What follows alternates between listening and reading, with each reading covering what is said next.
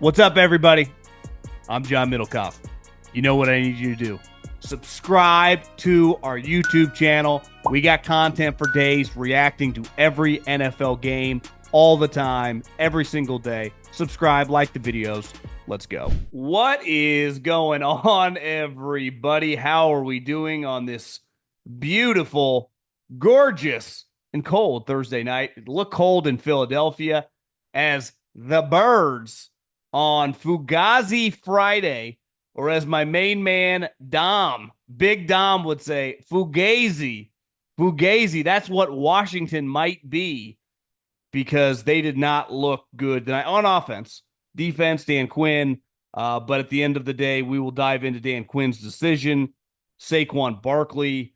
Who could have called this? I don't know. Anyone with a brain. He was going to dominate for the Eagles, and that's exactly what he's doing. Some other thoughts on Fangio and the Eagles defense. And then I think we have to have a Jayden conversation because something's a little off right now. Injuries, just not playing well at all. Then just we'll dive into a couple other things football wise. This is just, sometimes you get good weekends, and that's kind of what this is. This is a good weekend. I mean, just some marquee matchups that I am very, very excited for. And then, like I said, Fugazi Friday, something I wanted to touch on in relation to something that happened this week that, not all of you are going to know about, but something that was near and dear to my heart. So we will dive into it. But before we do, I got to tell you about my friends, my family. They're not my family, but they're my partners, and they are the official ticketing app. They might as well be family because how much we talk about them here. Listen, do you want to go to a game? I don't know how many games I went to at the Link. My over under probably be like 30. Just a great place to watch football. I mean, night games are awesome. Anyone that if you live in an NFL town and your team's doing well, there's nothing like a big night game, whether it's Thursday night, Sunday night, Monday night, the vibes, the tailgates, the buzz in the city. It's kind of our version in the pros of the cool stuff that happens in college football, especially in certain cities. I mean, the Eagles like that. Obviously, Lambeau, Pittsburgh this weekend, not a night game, but it's rocking and rolling. So if you want to go to one of these games, obviously college as well. I mean, the college football playoffs, we got a lot more college football left this season. College basketball's off and running. Any concert, any comedy show. The app doesn't get any better because you download the bad boy. You can search by event. You can search by venue. You can search by team. You can search by artist. You can search by basically anything. I've been using it for years. I can't recommend it enough. So take the guesswork out of buying tickets with Game Time. Download the Game Time app, create an account, use the code JOHN for $20 off your first purchase. Terms apply again. Create an account and redeem the code JOHN for $20 off. Download the Game Time app today. Last minute tickets, lowest prices. Guaranteed. I don't know where I should start here. Let's just go big picture on the Birds. It was clear this offseason. We are never going to get an offseason Hard Knocks like we got with the Giants. But the moment that happened and it went viral of John Mara talking about Saquon Barkley, I remember doing podcasts from Lake Tahoe because I think I went on like a month vacation, but I was still grinding, got to pay the bills around here. And I remember watching that on the couch up at Tahoe thinking like, this is not going to go well because the Eagles have so much going for them offensively. It's by far the best offensive line he's ever played with. He has a running quarterback. So it's not like you can just focus on him with some of these RPOs and some of the looks they were going to get. They also have by far the best passing game he's ever been associated with. They have an all-pro guy in A.J. Brown, obviously Devontae, and a stud tight end. Like, I just didn't see. Now, obviously, he had been injured in the past. If he was healthy, he was going to dominate. And I would say he's been even better than I thought. I don't think it's crazy to say, I'm not saying he's going to win it. It's kind of like the Heisman. It's difficult. You got to have momentum on your side. I mean, Lamar is having another fantastic season. I mean, Josh Allen is right there in terms of the odds. And if he goes on and beats the Chiefs and they compete to have the number one seed and he keeps throwing up, touchdowns, got to play better than he did last week. We always lean quarterbacks, right? It's been my entire life. Favre, Young, Manning, Brady, Mahomes, Rodgers. It's very, very difficult for the Barry Sanders and the Adrian Petersons to win it. They have to be spectacular, and typically they need bad quarterback years. It's why Christian McCaffrey had a very, very good chance last year because Lamar was a really good player last year, but statistically, he is dramatically better this year. And then Christian kind of competed against his own teammate in Purdy. But this year, obviously, the quarterbacks are having better seasons. But you can't really dispute that Saquon Barkley is an MVP player, right? I mean, he's one of the best players in the NFL. And in a game like tonight's a good example that what I love about football is you kind of definitely, if you gamble, you know this. When a game starts, you kind of like, ugh, if you're on one side, you're like, I got problems. This game, if you have an over under and you take the over, you're like, I don't know, this looks weird. And there's a feel you get in a game early on. Now, obviously, random things happen like late in a game. Maybe you get an extra 14 points with 5 minutes to go. But for the most part, you can feel out a game early on. And it was clear, like, this thing's going to be ugly. You know why? Thursday night games later in the season are a lot on guys, right? This is November 14th. So the Commanders had played 10 games coming in today. Their bye's late. The Eagles had played 9. Like, you've played a lot of football. You're tired. It's a crazy turnaround. I mean, an insane turnaround for these guys to get ready in 4 days. So it's naturally going to be sloppy. And it was like, you know what tonight's going to be about? It's going to be about two things. The defensive line and really your front. You could include the linebackers as well, and the running game. Because you could tell Jayden was way off. And Jalen, like, you can't really put too much in. Like, Jalen can have a couple awful drives, and you just never know. Like, at any moment, he can make a couple plays, and all of a sudden you look, he's got like 160 yards and 2 touchdowns. So he can be a bizarre player that way. But it was like he wasn't going to throw for 300 yards. So it was going to be a night on both sides who can run the ball and what defensive line can dominate. And that's where Saquon has taken the Eagles to another level. I mean, even before he busted off a couple of his big runs for touchdowns and just for big plays throughout the game, his 6-7 yard runs give them a sense of life, right? He'll make a guy miss in a hole. He'll do his Herb Street said it tonight because it was dead on because he's called these games. He had a 360 spin move like between the tackle box where it was like, does he even quite know what he's doing here? And he 360'd right into a hole and then kind of broke a tackle and got like 5-6 yards. And Herb Street's like, that looks like the Penn State guy. Well, guess what the Penn State guy was? He was so damn good, he got drafted number 2 overall. And that's the guy we're getting. And let's face it, anyone who's followed Saquon's career, who has listened to him talk on podcasts or interviews, he's the easiest guy or one of them in the league to root for. And it's awesome to see him kicking ass and taking names. And the Eagles got an MVP candidate. I'm not saying the guy's going to win the MVP, but that's the level of player he is for $27 million guaranteed. And he has taken this offense to a completely another level and has taken a ton of pressure off the quarterback. And like tonight, like quarterback was fine, didn't make any mistakes, ran when he needed to, hit a couple big plays, dumped it down a couple times that led to other big plays, hit AJ on a couple slants, hit Devontae, like was fine. But he doesn't need to be the guy of a couple years ago. Like, we need this guy to be the MVP. And I think that's directly correlated with Saquon being behind him, which is a great thing. And that's why the Eagles, to me, on offense right now feel dramatically more complete. Like, this is an offense. I was texting a couple buddies tonight. I'm like, this is a scary-ass team, man. It really is. And this is why I picked them to win the division. Too much talent. And the other thing that's coming to fruition for him, we talked about ugly game, running game, defensive line. Well, what was everyone like being critical about the Eagles early on in the season? It's like, where's Jalen Carter? Where's Nolan Smith? What the hell's Jordan Davis? I mean, is the guy 400 pounds? What's going on? And then as the season has progressed, what's happening? Jalen Carter is playing like one of the best interior offensive linemen in the league. He looks like a fucking monster. Nolan Smith, I feel like every time I watch the Eagles, he gets a sack. He's in the backfield. He's making shit happen. Jordan Davis tonight had a big play on a short yardage where he drove the, I don't know if it was a guard or center, back in, into the backfield and created a tackle for loss. And number 53 is looking like an all-pro player. Obviously, now they've gotten Cooper DeJean playing. We know how good CJ Gardner-Johnson is, the young corner Mitchell. Like, their defense looks really good.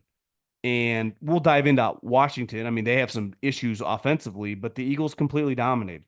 I mean, at one point in time, the game was 12-10, but it should have been 19-10. I mean, their kicker missed an extra point and he missed two field goals. I mean, that game when it was 26-10 really could have been, 32-10. I mean, the Eagles had dominated that game. They just couldn't get points on the board.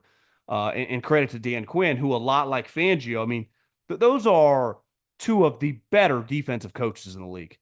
And listen, I'm biased because I had a front row seat when Vic was at Stanford and then the 49ers. I think he's elite. I know people were down on him because when he was a head coach or last year at Miami, like, give me a break. I will take Vic Fangio as my defensive coordinator any day of the week, twice on Sundays and twice on a Thursday night football game. Now, sometimes it takes time, and it looks dramatically better. And if he can get Jalen Carter playing like Jalen Carter's playing, and obviously the position coaches get credit, they're going to be really hard. And this is what I said. Like, listen, Sirianni, they're going to have the worst head coach in all these playoff matches. If we all had to choose tonight, who would you rather have, Dan Quinn or Sirianni? We'd all choose Dan Quinn. But it's a pretty unique job. I mean, Vic Fangio makes like $5 million a year. Kellen Moore makes a shitload of money. I don't know exactly how much he makes. He makes a lot. Why? Because they're the head coaches of their unit. And Sirianni's just kind of in charge of like firing up the troops, kicking it with Dom, and like keeping guys with good vibes. And right now, it's hard to argue that it's kind of working. And I think maybe it's last year, but they went through that adversity. It was weird. It was ugly.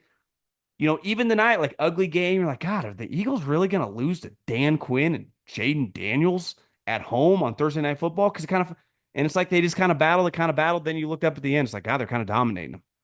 And so, props to the Eagles. I mean, people question Howie. This is why I support him. I mean, they got a shitload of talent on their team, and they invest in the line of scrimmage. You know who's taking the most heat right now in the NFL? In terms of GM, there's a couple, but Ryan Poles is right up there. Why? Offensive line. It's like, well, he hasn't really. No, he took a wide receiver, number 9. Like, you should have taken an offensive lineman right there. And you look at the Eagles, like, guys go down, next guy's up, pretty good player. And they just got really good players on the offensive and defensive line. Because in football, like, most of your games aren't going to be 38-35 shootouts when your quarterback's, playing his best football. It's going to be these ugly ass games. So can you dominate the line of scrimmage?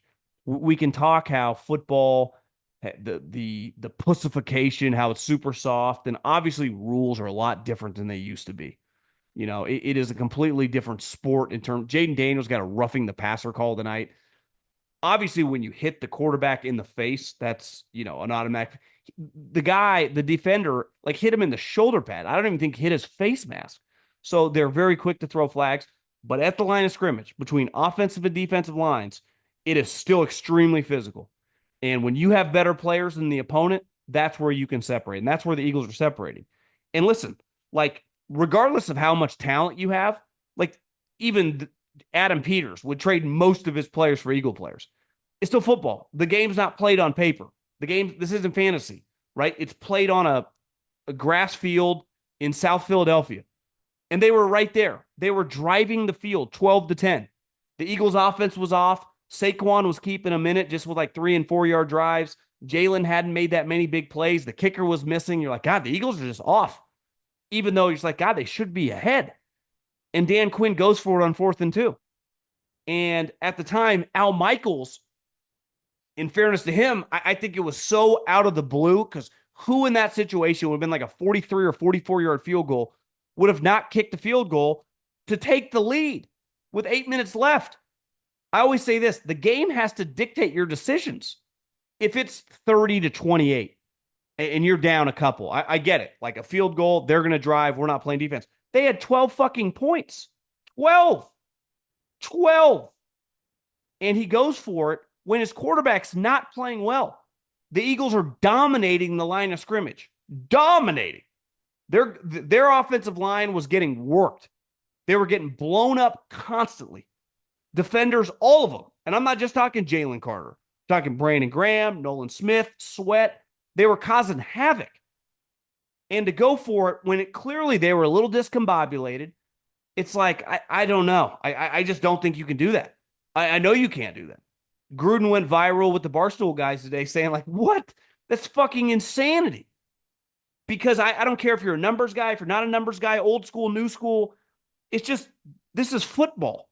It's 12-10 with 8 minutes left. You have a team that isn't as good as the other team, yet you have an opportunity to win. Regardless of what happened, your quarterback's playing like shit. It doesn't, you could take the lead. And he went for it, and it didn't even get close. I don't get it. I don't. I haven't followed Dan Quinn close enough this season to know like his inclination in these moments. I thought so. Like there are certain guys like Sirianni and Dan Campbell. You know they always go for it. It kind of makes sense. This one, I guess Dan Quinn's one of those guys too. I thought that was reckless. I really did. In that level of game, when you can take the lead, I don't understand it. It doesn't make sense to me. Not down 12-10, and it completely backfired because then they got the ball back. A couple plays later, hit Goddard, who fumbled, but they got it. And then like 2 plays later, Saquon scores, and then Jayden throws a pick, and then Saquon scores again. It's like, well, we're down a lot. I mean, what the fuck just happened? Well, that happened. You didn't kick the field goal, and you changed the whole landscape of the game for reasons I don't know. And I hate being critical of Dan Quinn because I'm watching tonight going, how is Washington going to win 10 games? How's this possible? They're going to have a banged up quarterback for half the season. We'll dive into him in a second. I don't think if you could get a random football fan, like someone that watches the NFL, that they would have any chance to name 3 Commander defenders. I don't think they'd have any chance. I think there's a decent chance they couldn't name one. Now, if they're really, really like nerdy, geeky, maybe they'd get Bobby Wagner. But we were talking about it before we recorded, and it's like I think most people wouldn't even realize Bobby Wagner was on Washington. But there wouldn't be like I don't want to screw up the kid's name, but Sandersill, the corner, who is an awesome young player. I mean, I'd want that guy. Their second round pick from Michigan. No one can name that guy. No one can name some of their random players. And that's a testament to Dan Quinn and how good of a job he's done. I mean, both those 2 defensive coordinators, and obviously Dan's the head coach as well, but like Vic Fangio and Dan Quinn, when it comes to defense, really know what they're doing and are really, really good teachers, motivators. Their shit works, right? And you see that. Obviously, Vic has better players, and they're really starting to take off. But, the overachieving that's going on in Washington, even if you end up only winning 10 games, your season kind of, it's a bad end of the season. To me, it's an incredible accomplishment. The NFL season is rolling along, and contenders are starting to separate from the pack. But one thing has not changed, and that's DraftKings Sportsbook, an official sports betting partner of the NFL. And it's the #1 place to do what I love to do, bet some touchdowns. Whether it's a fade, whether it's a Hail Mary, whether it's a sweep or 3 tackles are broken and a dude goes 60 yards, we do not care because we love to bet touchdowns, and DraftKings is the place to do it. Ready to place your first bet? Try betting something as simple as scoring a touchdown. Go to DraftKings Sportsbook app and make your first pick. And here's a reason for new customers to do a touchdown dance of their own. Bet $5 to get 200 in bonus bets instantly. Score big with DraftKings Sportsbook, the #1 place to bet touchdowns. Download the DraftKings Sportsbook app. Use the code JOHN, John. That's code JOHN for new customers to get 200 in bonus bets when you bet just $5. Only on DraftKings. The crown is yours. Last but not least is Jayden Daniels. He was terrible tonight. He really was. How many throws tonight did he drop back? And there'd be multiple guys on like crossing routes, and the ball would end up between the 2 of them with defenders and everyone, all 4, like the 2 receivers and the 2 defenders would all look at each other and be like, what just happened there? And that happened 3 or 4 times. It was like, is he injured? And then early in the game, he'd come over and they'd put the wrap on his rib. He clearly hasn't quite been the same since that Panther injury. Because every game they play, I mean, they keep talking about it. And then he's got some injury, I guess, now between his index finger and his pinky finger, or his web of his finger. He's just off. I mean, he didn't look good. And as Herb Street said, he looked like a rookie and not a very good rookie. And they are, no matter how much they overachieve on defense, and they definitely are, they got no chance to beat good teams if he's not. He doesn't need to be an A, but he's probably got to be at minimum a B plus, because he has to be good enough for you not to just double down on the run game to open up the passing game. I mean, Terry's a good player, but I don't think people are fearing Luke McCaffrey like he's Jerry Rice 2.0. So, and Zach Ertz is somehow still kicking ass and taking names at 34, 35 years old, but you need him to be pretty awesome to have a shot. I mean, the reason we all thought they were really good early on was because of how dynamic he was. And tonight, like, doesn't quite look as fast anymore. Now, the Eagles, their team speed on defense, I mean, they have been playing really fast. But every time he tried to get to the edges, whether it was Dean, whether it was one of the pass rushers, whether it was Bond, they were just kind of all over him. And that fourth down play, which was kind of fucked up, he kind of second-guessed it, and he bobbles it. Then it looks like there's a lane. It's like, well, I think if he's Lamar Jackson 2.0, he might be able to get there. And he doesn't quite put his foot in the ground fast enough. Then all of a sudden, it's like, oh, he didn't even get close. And then he gets to the sideline, he gets destroyed. So obviously the first half of the season couldn't have gone better. But tonight was a night where you go, we just need to take a break. Like this long bye, he needs it. Just go sit in a cold tub, sit in a hot tub, sit, in the shower, in a bathtub, like just chill. If I was Dan Quinn, I'd tell him for the next 3 or 4 days, you ain't doing shit. Just go relax, hang out with your girl, just get off your feet. And anytime you need any ice, a trainer will knock on your door and come to your house and ice down whatever you need, because this version, it's not really functional for them. Like they can't play offense. And tonight was, and listen, it was hard, especially when you're banged up Thursday night games. I think this kind of extended mini bye, right, where you get an extra 3 days off, is going to be big for him. But they like, you could miss the playoffs if that's like any team in the league can beat, if that's what your offense is going to look like.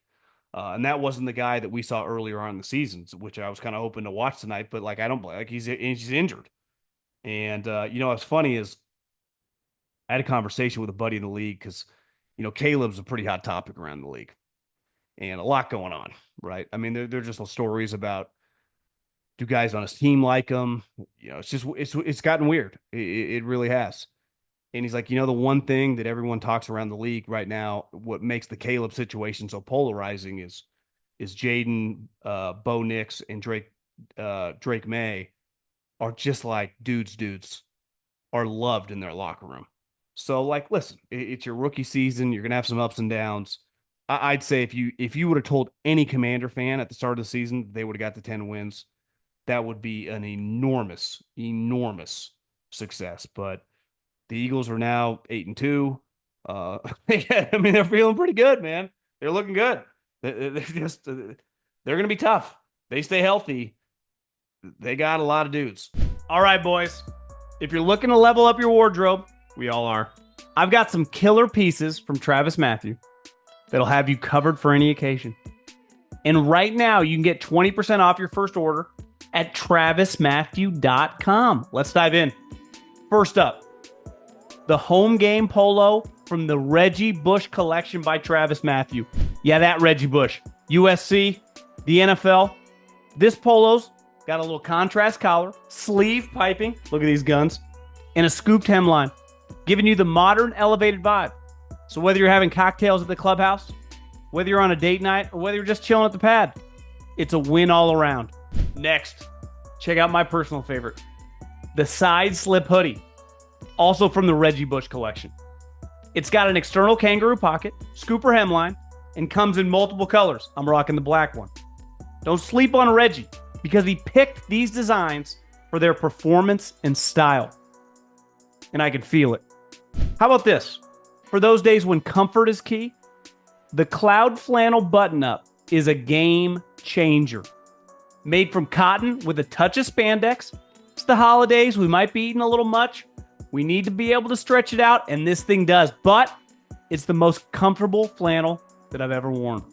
Perfect for all-day wear, and obviously a killer look. And for the ultimate comfort, the Cloud Crew tee from the Cloud Collection, baby. It's so soft, it might just become your new favorite tee. I know for me it has. Seriously, this thing is next level. Don't miss out. Head to travismatthew.com. Grab 20% off your first order and elevate your fit. Trust me, you won't regret it. Go to travismatthew.com and thank me later. Speaking of this weekend, I mean, it's a pretty good weekend. Remember 2 weeks ago? Or not 2 weeks ago, but the week I went to the Red River, what week was that? Like first week of October, second week of October. I somehow went to the worst game of the weekend, but it was Oklahoma, Texas. It was Oregon, Ohio State. It was Ole Miss, LSU. It was just fantastic games. And like, the NFL, sometimes you get like one good game. Starting Thursday night, I mean, that was a fantastic Thursday night game on paper. The game was a little hit or miss. But Steelers, Ravens, I mean, that's been the best rivalry in football for 20 years.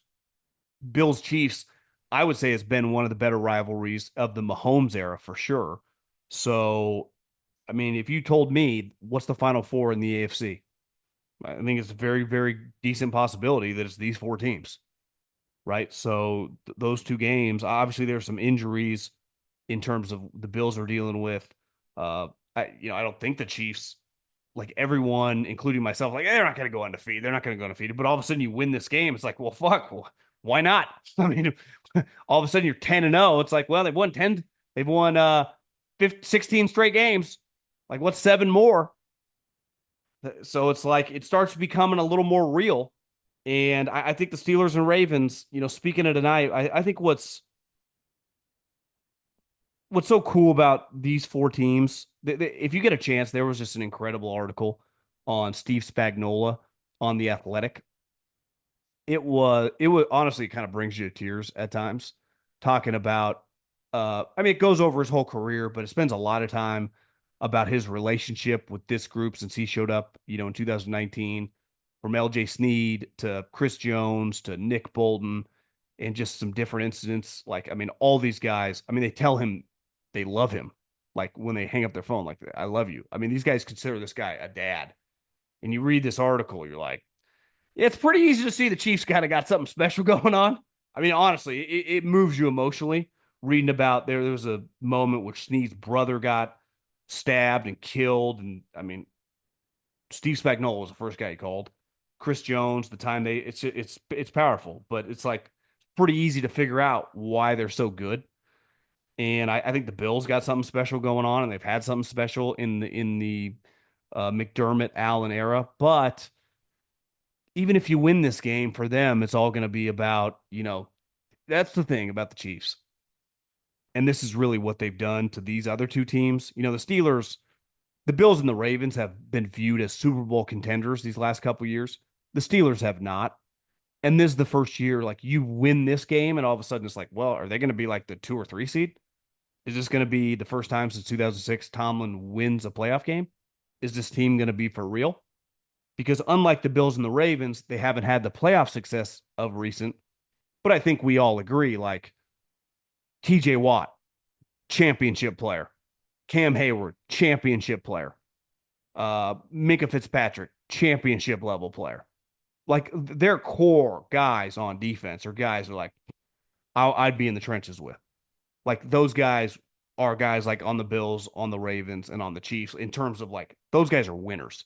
Even though I guess Cam Hayward has, but the other guys have not won playoff games. So I'm really, really excited. Honestly, the Sunday night game, the Bengals, if they don't win this game against the Chargers, like they're just not making the playoffs. It's just a little too late. Even though you watch them, you're like, God, they got Joe Burrow playing the best football of his life. They got Jamar Chase, who's just an incredible player. And this type game where Harbaugh just kind of ends seasons. And all of a sudden you look up and Harbaugh wins 25-10 and it kind of ends, not like legitimately on Monday, Zach Taylor is fired, but it's kind of everyone acknowledges, yeah, it's probably over for him. That Harbaugh's gotten a lot of people fired over the years. That's for damn sure. Okay, let's get in really quick before we get out of here. Fugazi Friday, and this is actually more of like I just want to talk about this guy and this situation, but most of you probably don't follow like the radio industry that closely, and the terrestrial radio business is in shambles, and people partly because like their run's over, right? It's completely changed, and it's been like that the last 3 or 4 years. They're not going to generate the revenue as they did most of my life in the 80s, the 90s, the 2000s, when if you wanted to advertise, you went to them audio wise. Obviously, podcasts and even video podcast, it's just changed the game. They're fucked. It's over. Which, as someone that worked in it, uh, uh, it was very, very clear to me. One, that like how they generated their revenue, it was based on a couple meters in a market, even if the market had millions of people that represented. It was kind of like presidential polling. But that's how, I mean, some of these big stations did millions upon millions of dollars in revenue based off, like, yeah, we got three people with meters, so our ratings are through the roof. It's like, wait, you got three people representing 2 million people and you're getting 20% share of the radio market and you can now sell at premium rate. How does this make any sense? But forever, there weren't any other options. Podcast didn't exist. YouTube didn't exist. All this, none of this stuff existed. So it's like they just got all the money. And if you had a successful station, music as well. I mean, think about music. And I could tell when I was in radio, it's like there had been like 5 years. My last year in radio was 16. But by now, right, you have 15 plus years of cars that are Bluetooth adaptable. And we listen to everything on the phone. So they got no shot.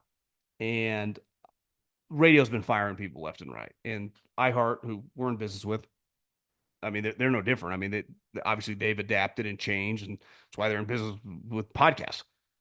But in the Bay Area, KNBR, which is a legendary station, and it's like for those of you that live in the Northeast, it's like the equivalent of WFAN. It is the powerhouse station in the state of California. You can basically hear it from the tip of California down to Southern California, all the way to Lake Tahoe. It has an enormous signal. They have their sports station. They have the Giants. They have the Warriors, and they fired a couple guys. One, John Lund, who when I first got into the radio business after leaving football, and just as a radio, I've been a radio connoisseur since I was very, very young. I remember listening to Loveline, which was a guy named Dr. Drew and Adam Carolla back in the 90s. And they would basically just have like porn stars, people call in about their sex lives. It was so ahead of its time. And it would be on from 10 to midnight on the West Coast. And it was, I mean, it was the most incredible show I've ever heard in my life. Obviously, I love sports talk too, but even then, it didn't totally exist. Really took off like when I was in junior high with Jim Rome. I remember being in college the first time I ever heard Colin when he went to ESPN, and sports talk really took off. But a sports talk radio station in San Francisco had the San Francisco Giants, which, starting in the mid 90s, got Barry Bonds and obviously won World Series in the San Francisco 49ers. And player podcasts now are so big, and it's cool, right? You get to hear these players. Like I was watching St. Brown, his podcast on Instagram, talking about his teammate that shit his pants, it's just stuff that you wouldn't get. It didn't even exist, and it's just funny. It's cool. But there have always been players that made the jump. And back before podcast happened, and Tom Tolbert, who was fired, he's one of the most legendary radio hosts in the history of sports talk radio. He basically retired from the NBA, where he played in the NBA for a long time. He went to the University of Arizona, where he played for some legendary teams. For Lute Olson, was teammates with Steve Kerr, and he played with Shaq. He played for the Warriors when they had like Chris Mullin and Tim Hardaway, and he became a radio host like right after he retired. And for 28 years on one of the biggest radio stations in America, he hosted Drive Time. And within the last 20, he was their biggest star by a mile. And today he gave up his last show. But I think what made like I just remember listening to him, honestly seeing that made me think of my dad, because I didn't get in my dad's truck my entire life without KNBR being on. And especially in the afternoon, it was Tom Tolbert and a guy named Ralph Barbieri. And West Coast sports talk is a little different than like when I lived in Philly. It's less aggressive. And I think what made Tom unique is he was this former player that was like best friends with Steve Kerr and Steve Young and Brent Jones. And Kyle Shanahan said today, like, you were kind of the Joe Rogan of sports talk. Like, I would talk to you, but I didn't feel like I was being interviewed. We were just bullshitting. And, you see that die, and it's just kind of sad. Like, I was lucky enough, and I'm not that religious, but I do feel blessed that it just happened in my life that when I got fired from radio because the Raiders were mad at me, and I got forced into the podcasting space, and it was early on I realized like they're fucked, and this is really something. And it's not like I was on the forefront of some movement like of Bitcoin 20 years ago, going this is going to be something. I just kind of happened to me. And in 2016, you're like, God. And obviously they were growing then, but they're nothing like they have been the last 4 or 5 years. And I got a big time head start. And seeing these radio guys go down that, were a huge part. I mean, after I left the other station, I used to go on with Tom Tolbert, and he couldn't have been any cooler. And I hosted a ton of shows with him, and John Lund, who was also Greg Papa's partner, I worked with for years at 95.7 The Game. And with him, I saw like how to be a pro, how to prepare. And just also, I think one thing I learned from both those guys is like to be successful in this medium, I think there are a couple go-to things that you have to have. And I think Tom definitely has this, and John does too, is like you can't really give a fuck. You kind of just gotta let it loose. And this is ultimately entertainment. And I think it's why writers always had a hard time with radio hosts because like they always viewed themselves as journalists. And that's true. Like you're a journalist, you're a writer, you're a reporter, whatever. Radio host is not a journalist. Being a radio host is about being an entertainer and being someone that they come to hang out with. And I think about this sometimes too. It's like, did I talk too much sports there? And there's always a balance. But I mean, Tom is, I mean, he'd have to go on the Mount Rushmore of sports talk radio. And it just kind of signals again, like I'm glad radio's dying. It's good for my business, but it's also sad. And it just the station KNBR, the Northeast, like Philadelphia, and New York and Boston, like their radio markets are still doing pretty strong and doing pretty well, but out west it's done. It's completely over, and maybe not officially today, but like these places won't even exist in the next 4 or 5 years. And like I said, as someone that grew up loving, and obviously it exists in different mediums now on podcasts again, which is what I listen to. It just was like, damn, man. It's like their Fugazi finally got caught up, right? And once the vid happened, and everyone was at home and you could listen in every way, it just accelerated that tenfold. And it's just fucking wiped them out. And most of these people I don't care about. And it's not like I even know Tom personally that well, but it was like, damn. I mean, this was a guy making big time coin for a long time who fucking moved the needle, who dominated. And he was your classic West Coaster, He just happened to be 6'10" and play in the NBA for a decade. I mean, you could tune on the show and he'd be having like Shaq on, and they played together in Orlando, and they'd be telling stories about like dicks in the shower after games. It was just like you either got it or you don't, and some guys got it in every industry, and he was just one of those guys.